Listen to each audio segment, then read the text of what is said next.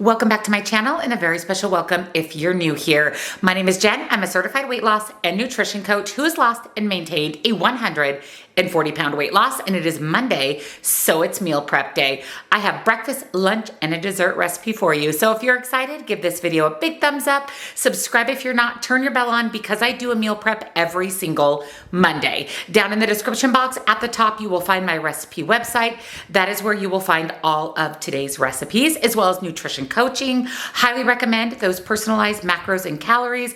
That is exactly what I followed to lose and maintain my 140-pound weight loss. One-on-one coaching. If you want to talk with me directly, it is all down below. Links, discounts to my favorite things, and my Facebook group. Come join us. We would love to have you. Let's head into the kitchen for meal prep.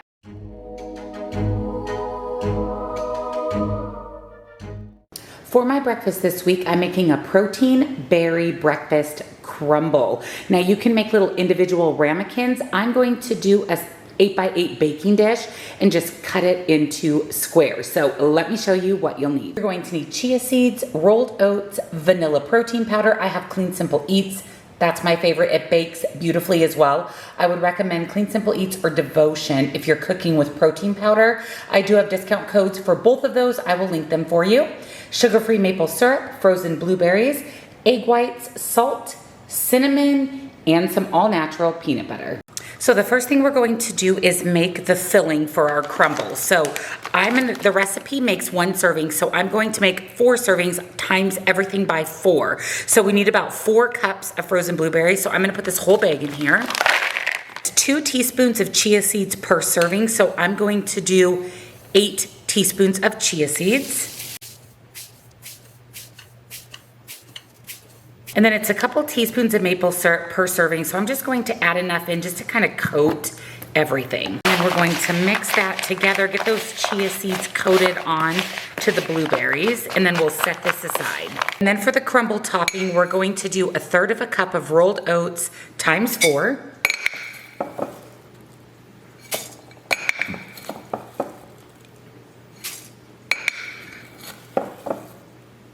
And 2 scoops of our vanilla protein powder. And then 4 tablespoons of peanut butter. And then 8 tablespoons of egg whites. 4 teaspoons of maple syrup. Some cinnamon and some salt. And then we're going to mix this all together. This is the crumble for the top of our blueberry base. And like I said, you can do these in individual ramekins. I'm just making my life easy and doing it in an 8x8 baking dish. And then you just times the recipe on how many servings that you want total. So again, I'm going for 4 servings. I went ahead and sprayed my baking dish with some nonstick cooking spray. We're adding the blueberry, chia seed, maple syrup mixture to the bottom, topping it with that oat peanut butter crumble. And then it's going into a 350-degree oven for about 15 to 25 minutes. We just want to make sure that the crumble is cooked completely through. Look at this oatmeal crumble, berry oatmeal protein crumble for breakfast. Oh my goodness. It's giving cobbler vibes, packed with protein. I'll go ahead and put all the information here on the screen for you. And as a reminder, I'm just going to cut this into 4 equal servings.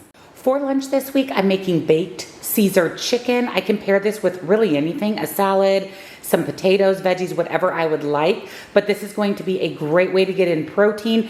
And this is a fairly low carb recipe if you follow a low carb lifestyle. So let me show you what you need. I would recommend thin sliced chicken if you're able to get that. Otherwise you have to pound it thin and I can't be bothered. So I just bought thin slice, salt and pepper, Caesar croutons, light Caesar dressing, Parmesan cheese, and butter or light butter.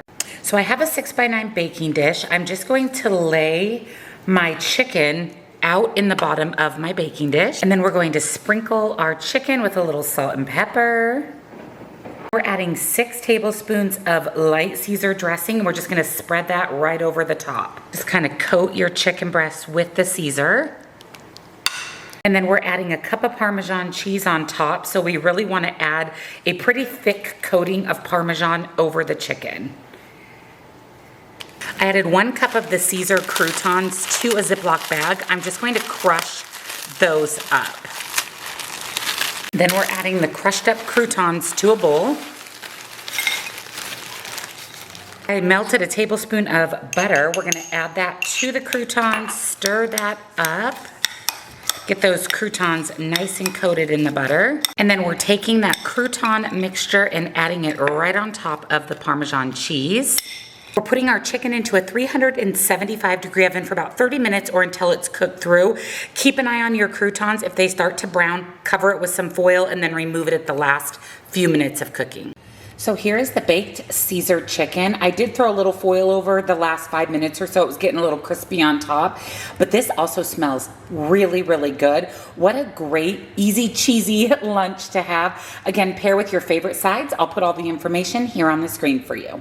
For dessert, a sweet treat this week, I'm taking my first try at a pumpkin roll. No promises, but let me tell you what you'll need. So sweetener of your choice, as always, I'm using allulose. I do buy this on Amazon. I will link it for you. Canned pumpkin, salt, vanilla extract, all-purpose flour. I am doing a mixture of non-fat Greek yogurt and 1/3 less fat cream cheese. I didn't realize I didn't have a full block. You can make that substitution. It'll actually save a lot of points and calories and give us some added protein. Powdered sugar or powdered sugar substitute of your choice, butter or light butter, pumpkin pie spice, baking powder, eggs, and then of course cream cheese. So I added 2/3 of a cup of pumpkin to a bowl. We're going to add in some vanilla extract, about 1/2 teaspoon, 1 cup of allulose, and then 3 eggs at room temperature. And then we're going to whisk, mix all of this together. And then we're adding in 3/4 of a cup of all-purpose flour, 1 teaspoon of baking powder, 1/2 teaspoon of salt, and our pumpkin pie spice. And we're going to mix this together. We don't want to overmix, we just want to incorporate all of the flour. Baking sheet, you can use a jelly roll pan. I had to look up what that was, and it's basically a baking sheet. So I lined it with some parchment.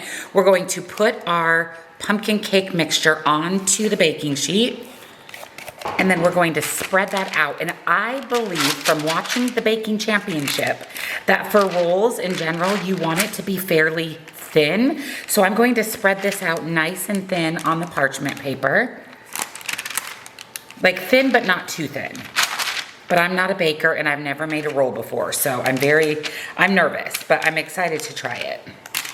And then our roll is going into a 375-degree oven for about 15 minutes. Okay, so I pulled the cake off of the pan, and then the recipe says roll the cake and the paper tightly, starting at one of the short ends.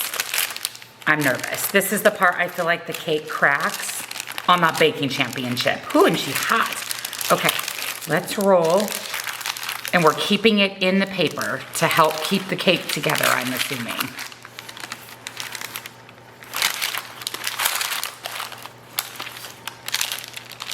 Okay, it's looking good. It's looking good.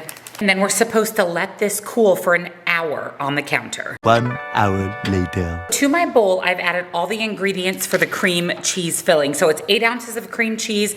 I did 4 cream cheese, 4 non-fat plain Greek yogurt, cup of powdered sugar substitute of your choice, 4 tablespoons of butter or light butter softened, and some vanilla extract. And with our handheld mixer, we're just going to mix this into basically like a cream cheese frosting, cream cheese filling. So the pumpkin roll is nice and cooled. I'm so nervous, you guys. Okay, we're gonna unroll it. Ooh, I don't see any cracks yet, so that's good.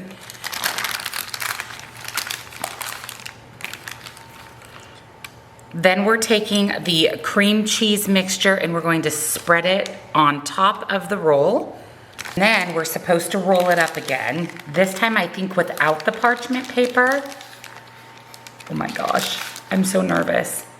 My mixture is a little loose. I'm out of powdered sugar, so I wasn't able to add a little bit more, but I think it's gonna be fine.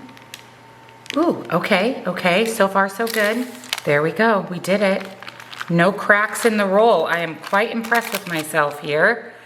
Let me get it off of the parchment. There we go. So I transferred it to a baking sheet. I'm gonna put some saran wrap on top, and we're gonna let it cool in the fridge for an hour. 1 hour later. So now that the pumpkin roll is cooled, we can go ahead and slice it. I can't wait to see what it looks like on the inside.